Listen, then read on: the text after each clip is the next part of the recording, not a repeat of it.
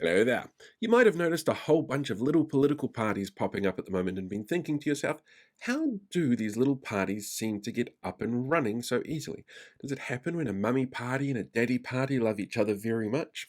No, it's a completely different process. There's actually two ways to get a political party into parliament, kind of like getting to the point where it could get into parliament.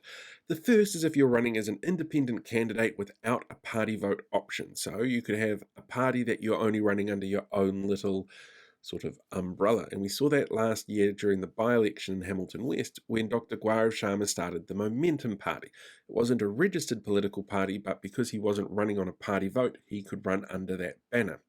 If you do want to get the party vote, it's a little bit more complicated. First of all, you have to have 500 registered paying members, and they can pay as little as 1 cent or as much as you can grift out of them. And seriously, if you want to give $1 million to Liz Gunn to join a political party after she said, if I don't get the numbers in a week, I'm not going to do it, but I'm keeping all your money, I pity you. I actually kind of feel sorry for anybody that would be stupid enough to do that.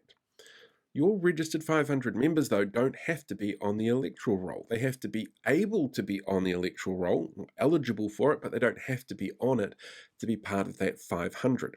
You also have to make sure you've got a really strict set of rules around your party and how it works, as well as an auditor who can sit there and go, yep, look, everything is all above board and we're not totally keeping the $1 million that some idiot donated to us. We're just, doing things our way.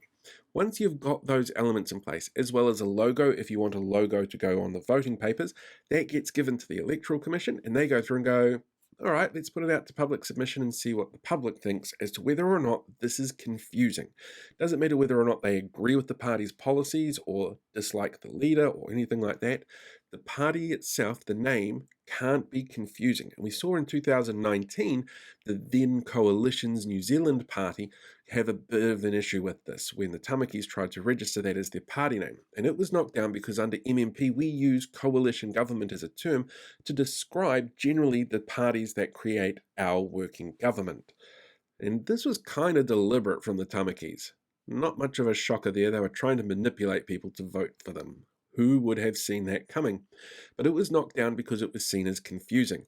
The little parties that we've got popping up at the moment, they're not really all that confusing, so there's not much chance of that happening, and their logo isn't really looking like anybody else's. Some logos look like they were designed in MS Paint, but that again is a completely different story. Once those are registered and the commission's had a chance to go through public submissions and see whether or not it works, they make a call as to whether or not a party can be registered.